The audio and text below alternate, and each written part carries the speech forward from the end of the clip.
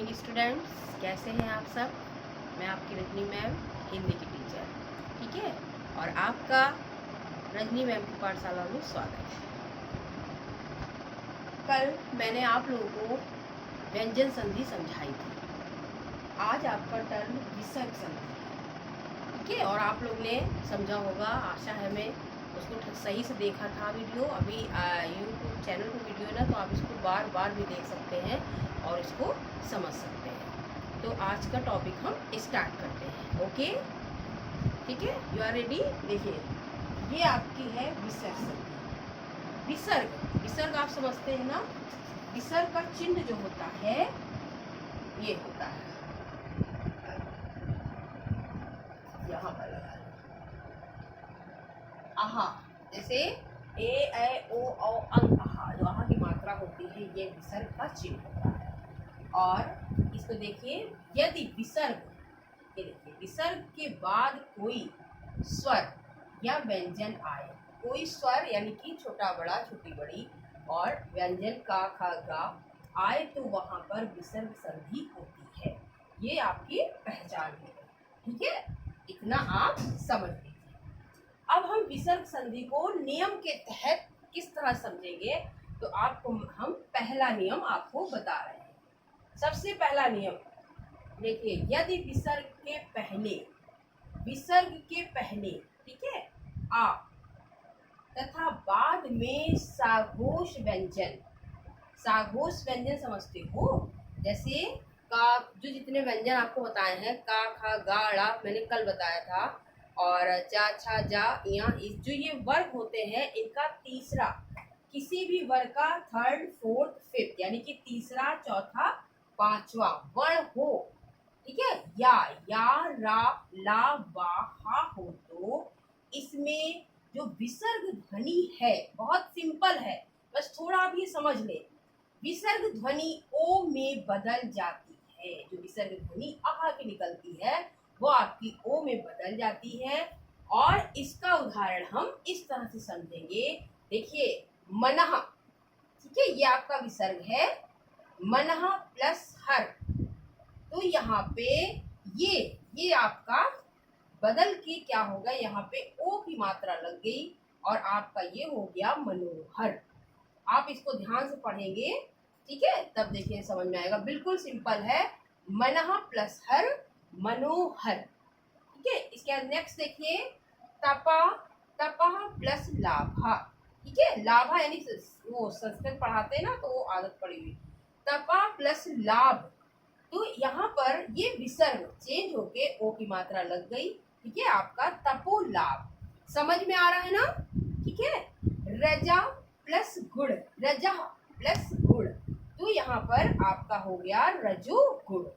इस तरह से ये देखिए, मैंने ये लिखा है, ये आप खुद करिए, ठीक है। आप पढ़ रहे हैं ना, समझिए, इसको करिए, हम इसको करिएगा, मैं नोट्स में आपको दूंगी।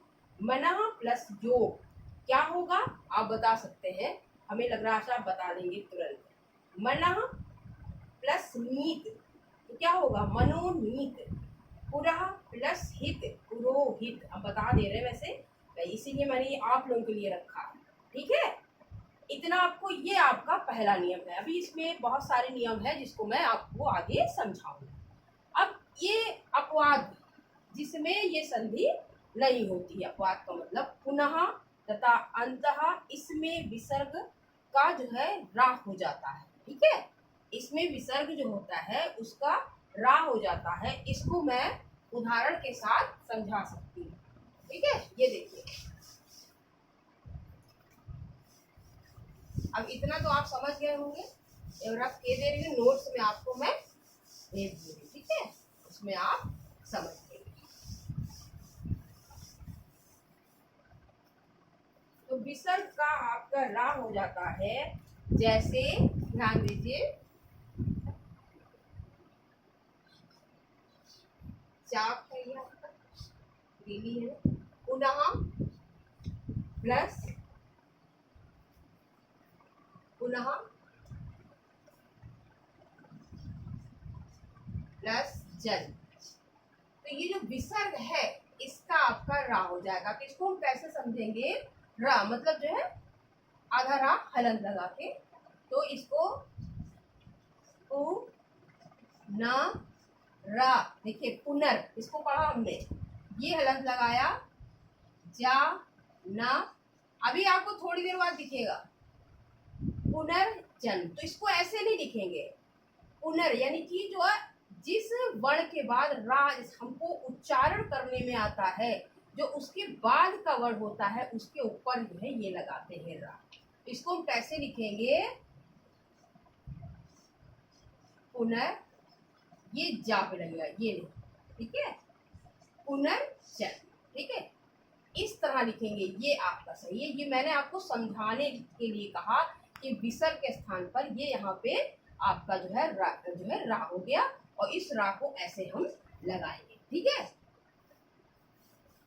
अभी आपको सही से दिखेगा, आप देखेंगे सही से आपको दिखेगा। अब आगे हम आपको बता रहे हैं, जैसे दूसरा देखिए, इसको आप लोग कर लेंगे खुद, पुनः प्लस मुद्रण, ठीक है। तो इसमें बार बार रा बताने की आवश्यकता नहीं है, तो इसको आप कैसे करेंगे,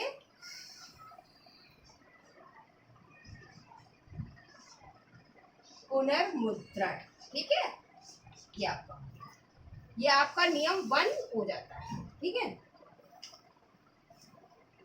अब दूसरा आप नियम देखिए, इसको समझ लीजिए नोट्स में,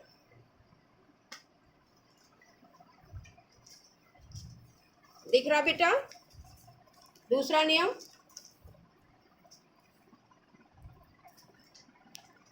ध्यान दीजिए,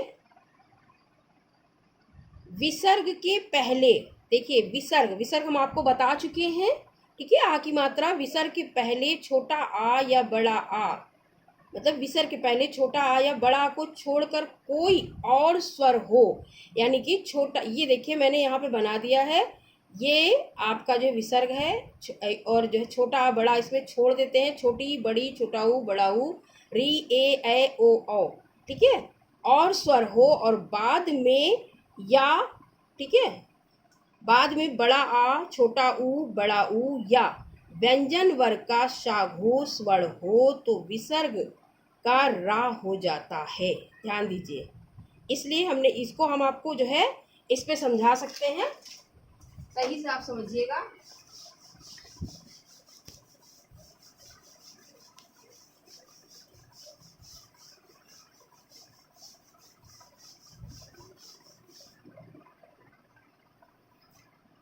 देखिए ये आपका विसर्ग है, ठीक है, ये प्लस, और ये बड़ा आ,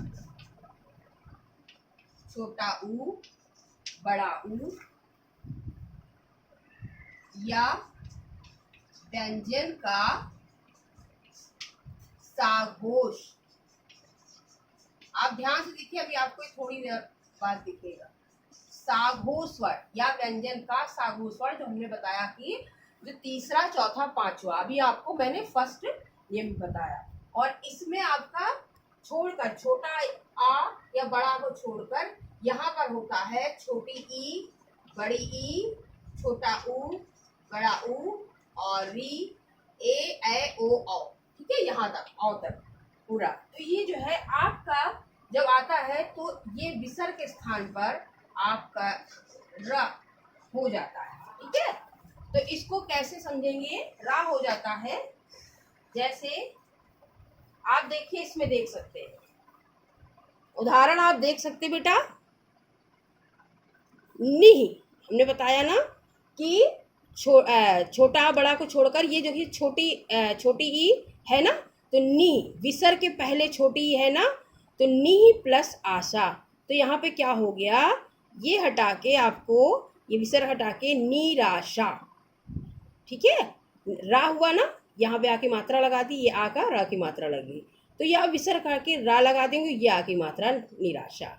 देखिए दूसरा, नी, यानी कि यहाँ भी छोटी है, छोटा बड़ा नहीं है, प्लस बल, तो क्या हो गया, र हो जाता है ना, तो निर्बल, यहाँ पे ऊपर रा लगा दिया।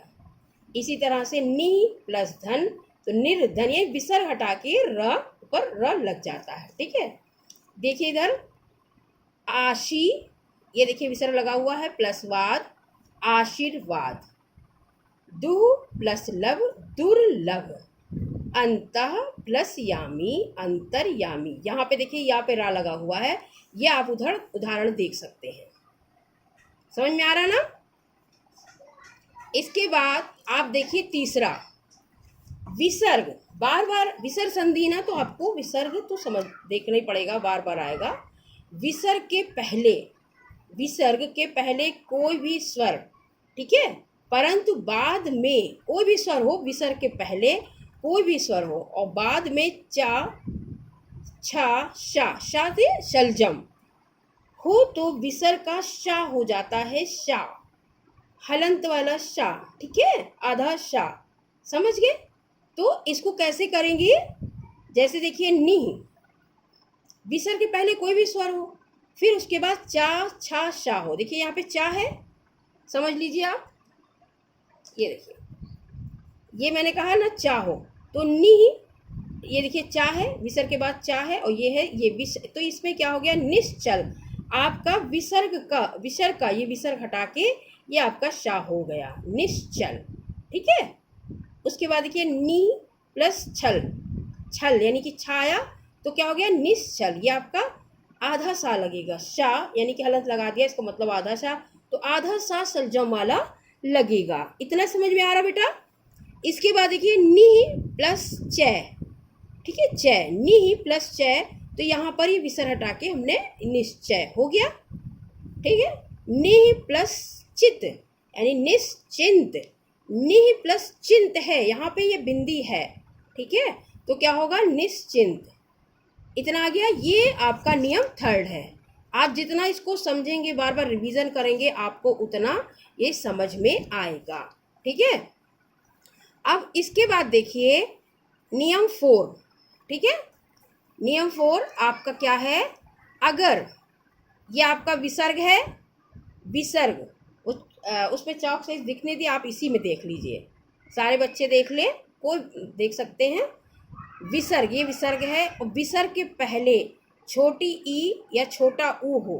ठीक है, और विसर्ग के बाद जब मेल होता है, वर्ग का जो व्यंजन जो है होते हैं, आपका जो वर्ग आपके चलते हैं, का, खा, गा, गड़ा, चाचा, जाजा, या, तो का, खा, ठीक है, टा, ठा या पा, फा, जो आगे के दो होते हैं, तो विसर्ग का अगर ये है तो विसर्ग के बाद तो विसर्ग का शा हो जाता है, शा।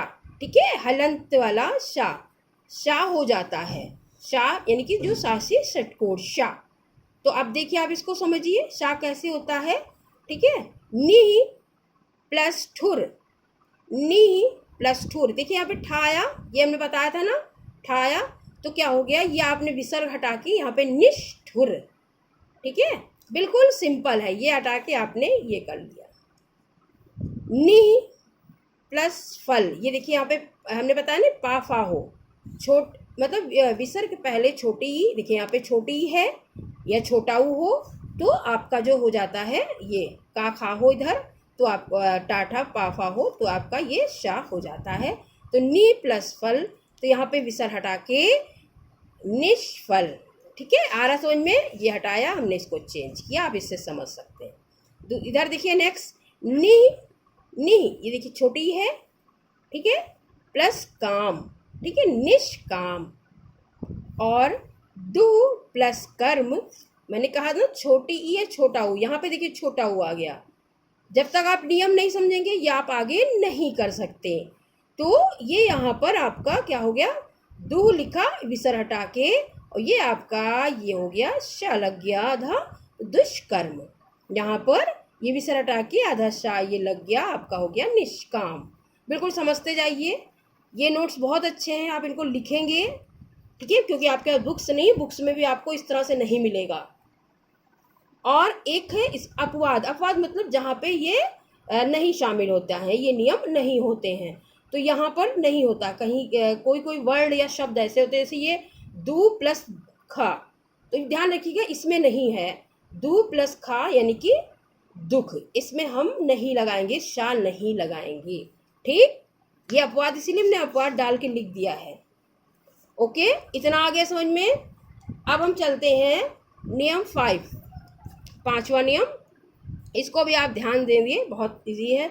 यदि विसर्ग के बाद, विसर्ग समझ गए, विसर्ग के बाद ता या सा हो तो, बिल्कुल सिंपल है, सिर्फ 2 वर्ड का इसमें ध्यान रखना है।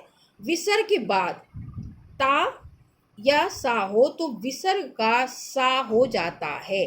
ध्यान से देखिए, तो विसर्ग का सा हो जाता है। जैसे ये देखिए, नमः, नमः प्लस ते, यहाँ पे ता आया, ठीक है, तो क्या हो गया, ये आप विसर्ग, इसमें बिल्कुल आप विसर्ग को हटाइए और इसमें ये सा, आधा सा लगेगा, शाह, आधा सा लगेगा आपका, ठीक है, हलंत वाला है, हलंत का मतलब ये आधा सा है, तो आपका होगा नमस्ते।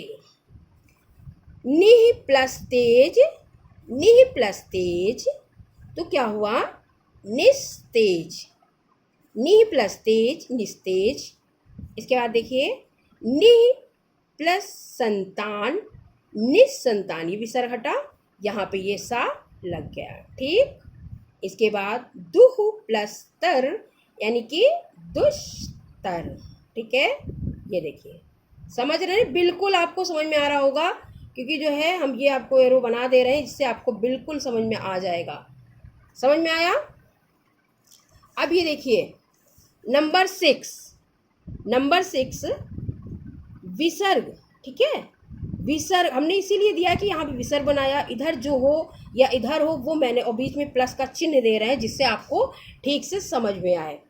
तो विसर्ग के पहले छोटी ई हो, ठीक है, और प्लस रा, तो क्या होता है, इसमें आपका छोटी ई का बड़ी ई हो जाता है, छोटी ई का बड़ी हो जाता है, ठीक है।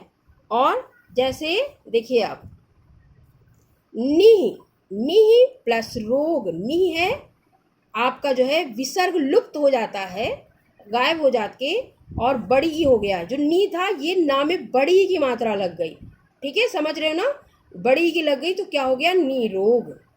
अब इसी तरह देखिए, निह प्लस रस, निह प्लस रस, यहाँ पे छोटी है जैसे ये आपको दिखा, और उसके बाद रस, तो यहाँ पे छोटी का बड़ी होता है, तो ना में बड़ी की मात्रा लग गई और आपका नीरस हो गया। इतने आपके नियम समझ में आ गए, ये आपको बेटा नोट करने हैं, ठीक है, आप सही से इसको नोट करिएगा। और इसके बाद देखिए 7वां नियम जो आपका है, जैसे विसर्ग, देखिए ये विसर्ग फिर आया, ये विसर्ग का चिन्ह है, विसर्ग के पहले छोटा आ या बड़ा हो, ठीक है, और बाद में कोई भिन्न स्वर हो, कोई बाद में भिन्न स्वर हो कोई भी, तो विसर्ग का लोप हो जाता है। जैसे अतः प्लस एव, एक ही शब्द है ये, अतः प्लस एव तो अतएव, ठीक है, इसमें कुछ नहीं चाहिए, विसर्ग को लोप कर दीजिए बस, आपका छोटा आ के बड़ा के, मतलब जो विसर्ग पहले छोटा या बड़ा हो, यानी कि ता, यानी कि छोटा या बड़ा ता, ठीक है। आप उसके बाद देखिए नियम 8 आपका है, विसर्ग का चिन्ह बना हुआ है, ठीक है, विसर्ग के पहले छोटा आ या बड़ा हो और बाद में, इसको समझ जाइए, विसर्ग के पहले अगर हमने बनाया लिखा है तो आप समझ जाइए विसर्ग के पहले, और बाद में का हो तो, बाद में का हो तो विसर्ग सा में बदल जाता है। विसर्ग, ये जो विसर्ग है ना, ये आपका सा में बदल जाता है, ठीक है, समझ गया कि नहीं समझ गए, विसर्ग आपका सा में बदल जाता है। तो जैसे नमः प्लस कारा, ठीक है, बाद में का विसर्ग हो, ठीक है, का हो, का हो तो विसर्ग सा में बदल जाता, का हो तो देखिए का है, ठीक है, ये नमा है, तो यहाँ पे क्या हो गया, सा में बदल जाता है नमस्कार, ठीक है, नमा प्लस कार यानी नमस्कार। भा, भा प्लस कर, यानी कि ये विसर्ग हटा के यहाँ पे ये हो गया भास्कर, ठीक है, भास्कर, ये देखिए भास्कर, ठीक है। अब देखिए बेटा कुछ शब्द ऐसे होते हैं, ध्यान देखिए, कुछ शब्द ऐसे होते हैं जिसमें कोई परिवर्तन नहीं होता, जैसे कि प्रातः काल, ठीक है। तो क्या हुआ, प्रातः काल। उसी तरह अंतःकरण, अंतःकरण, अंतःपुर, अंतःपुर, अध प्लस पतन, अधोपतन न कर देना, अध प्लस पतन, अधपतन, ठीक है। इसमें कुछ वर्ड में आपका जो है कोई परिवर्तन नहीं होता है। तो ये आपकी विसर्ग संधि यहाँ पर कंप्लीट होती है और हमें आशा है कि आपको समझ में आई होगी। और पूरा मैंने कितना आपको यहाँ पर समझाया, और ये आपके नोट्स हैं बेटा, ठीक है। ये आपको मैं पिक इसकी सेंड करूँगी और उसके बाद मैं कुछ इसमें होमवर्क आपका है, इसमें मैं संधि करने को दे रही हूँ, इसको ध्यान से देख लीजिए। ये देखिए, इसमें आपको संधि करना है और संधि जब आप पूरा पढ़ेंगे तब करेंगे। संधि करना है और संधि का नाम बताना है, और इसमें आपको संधि विच्छेद करना है और उसके बाद संधि का जो है आपको नाम बताना है। ये आपका होमवर्क है। और बाकी मैंने आपको 4 क्वेश्चंस दिए थे, आगे वो आपके क्वेश्चंस होंगे, और बाकी आपका ये वर्क है। नोट्स आप चाहें तो इसको लिख सकते हैं, आपके समझने के लिए बहुत ही अच्छे हैं, ठीक है। और आज का आपका ये संधि टॉपिक फिनिश होता है, और इसके बाद जो नेक्स्ट टर्न होगा मैं आपको उसमें न्यू चैप्टर पढ़ाऊँगी। बाकी जितना भी वर्क है, और मैं आपको जो है अभी आप देखती हूँ जो मैंने क्वेश्चन दिए थे, तो अभी आप पिक दीजिए और उसमें मैं आपका चेक करूँ, ठीक है, कि आप लोगों ने किया कि नहीं किया। और जो बच्चे क्लास अटेंड कर रहे हैं, प्लीज़ वो जो बच्चे नहीं कर रहे हैं उनसे आप लोग ये कहें कि क्लास अटेंड करिए, क्योंकि आपका जो सिलेबस इस समय चल रहा है इसी में से आपके टेस्ट स्कूल खुलने पर होंगे, ठीक है। और आपको जो भी क्वेश्चन या कहीं पे कोई संधि समझ में बेटा नहीं आ रही है, तो आप हमें ग्रुप में कमेंट कर सकते हैं, उसमें बात कर सकते हैं, क्वेश्चन पूछ सकते हैं, ठीक है। तो इसके बाद अब मैं ठीक है चलती हूँ, और आप स्वस्थ रहें, अच्छे रहें, और ठीक है, ओके बाय।